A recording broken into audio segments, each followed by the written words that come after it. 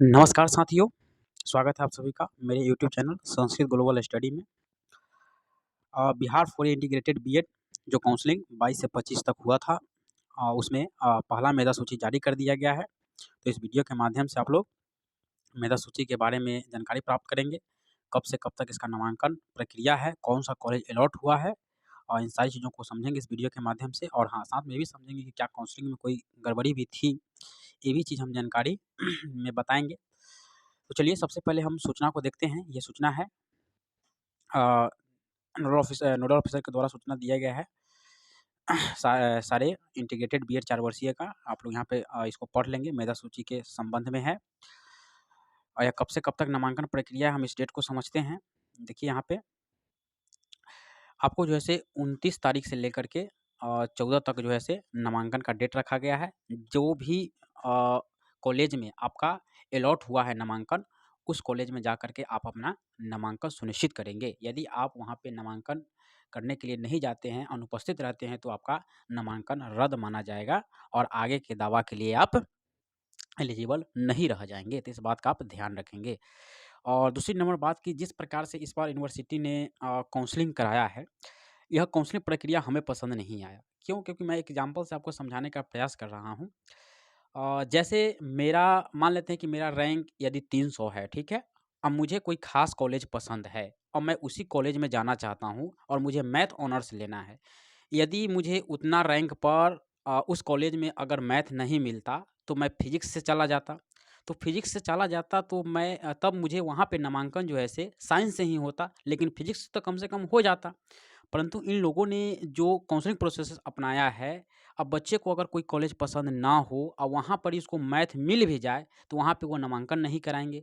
इससे क्या होगा कि बच्चा का साइंस सेक्टर जो है सो छूट जाएगा और हो सकता है कि आर्ट्स में भी सीट फुल हो जाए, तो वो बच्चा जो है से गया। अब दूसरा सब्जेक्ट लेकर के दूसरे कॉलेज में तो जा नहीं सकता है, क्योंकि अन्य सब्जेक्ट का सीट जो है से उनसे अधिक रैंक वालों का भी तो फुल हो चुका होगा ना। इसलिए इस स्थिति में उस बच्चे के साथ, भविष्य के साथ जो है से खिलवाड़ किया गया यूनिवर्सिटी के द्वारा, ऐसा नहीं होना चाहिए था। बहुत सारा कॉलेज जो है से अलग-अलग रूट में है, बच्चे को वहाँ पर रूट नहीं मिल पाएगा, जिसकी वजह से वह जा नहीं सकता है उस कॉलेज में, और उसी कॉलेज में चाहता था जो उसको नज़दीक है, आस-पास पड़ता है, और उस कॉलेज में किसी भी ऑनर्स वह करना चाहता था, लेकिन ख़ास ऑनर्स के कारण वह कॉलेज उसका छूट जाएगा और ऐसे कॉलेज में भेजा जाएगा जहाँ पे उसका रूट नहीं हो, और वह बच्चा हो सकता है कि नामांकन भी ना कराए। ख़ैर, ये बातें हैं, यूनिवर्सिटी ने इस काउंसलिंग में जो प्रक्रिया अपनाया है, हमें पसंद नहीं आया, लेकिन आप लोगों को पसंद आया, तो आप लोग अपना नामांकन कराएँगे। ठीक है? तो चलिए हम लोग मेधा सूची के बारे में जानते हैं थोड़ा-सा। तो मेधा सूची जो है स यहाँ पे आप लोग देख सकते हैं थोड़ा-सा, आप लोग मोबाइल को घुमा कर के देखेंगे, ठीक ना? जैसे कि यहाँ पे एप्लीकेशन आईडी भी दिया हुआ है और कैंडिडेट्स नेम दिया गया है, कैटेगरी भी आपका दिया गया है, और इसके साथ-साथ जो है से आपका कंबाइंड रैंक जो था वो रैंक दिया गया है और सब्जेक्ट भी दिया गया है। तो आप लोगों को खोजने में आसानी हो, मैं इसके लिए बता दूँ, आप लोग सब्जेक्ट की तरफ जाएँगे कि कौन-सा सब्जेक्ट आप चयन किए थे, उसके अनुसार खोजना आपको आसान हो जाएगा। 12 ऑनर्स पेपर था, 12 ऑनर्स पेपर में से जो ऑनर्स आप चयन किए होंगे, वो ऑनर्स के अनुसार कॉलेज आपका अलॉट हुआ होगा, जिस कॉलेज में सीट खाली रहा होगा। तो आप लोग ऑनर्स जैसे कि बॉटनी वाले हैं, ठीक है? तो बॉटनी वाले देखिएगा, सीरियल से क्या है यहाँ पे बॉटनी ही दिख रहा होगा आप लोगों को ना।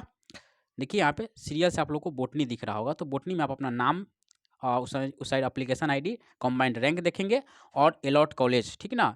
यहाँ पे आप लोग देख पा रहे होंगे, ये अलॉटमेंट कॉलेज जो आपका हुआ है, वो कॉलेज को देख लेंगे ध्यान से, ताकि आप उस कॉलेज में जा कर के नामांकन करा सकते हैं, और उस कॉलेज में आपका लिस्ट जो है से भेज दिया गया होगा। ठीक है? तो ये हो गया आपका बॉटनी का था। अब यहाँ पे मान लीजिए कि आपका कोई बच्चे अगर लिए होंगे केमिस्ट्री, तो केमिस्ट्री का यहाँ से शुरू हुआ है। आप लोग देख सकते हैं। केमिस्ट्री को आप लोग यहाँ से देखेंगे और कौन-सा कॉलेज अलॉट हुआ है वो देख लेंगे। इस साइड आपका नाम होगा, इस साइड नाम भी होगा आपका और कंबाइंड रैंक भी होगा।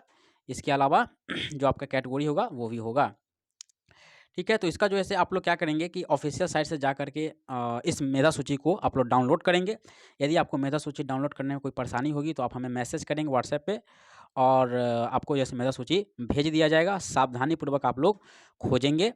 तो प्रथम मेधा सूची है और सेकंड मेधा सूची भी जारी किया जाएगा, क्योंकि इसमें बहुत सारे बच्चों को अपना कॉलेज पसंद नहीं आएगा, तो वो सारे बच्चे जो है से नामांकन नहीं कराएँगे। ऐसा भी हो सकता है, तो कुछ सीट जो है से खाली होगा, तो सेकंड मेधा सूची जो है से आपको जारी किया जाएगा।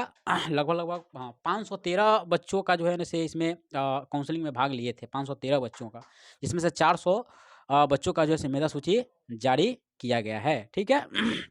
सब्जेक्ट वाइज आप लोग खोजेंगे, आसानी से आप लोगों को मिल जाएगा, दिखने में कहीं भी दिक्कत नहीं होगी, ठीक है। तो सब्जेक्ट को पहले खोजेंगे और सब्जेक्ट के जो आपका नाम होगा, कंबाइंड रैंक होगा, कैटेगरी होगा, सब देख करके अपना कॉलेज में नामांकन ससमय नामांकन सुनिश्चित करेंगे, ठीक है। 174 को बच्चा का यहाँ तक है, देख लीजिए, 15 पेज का है।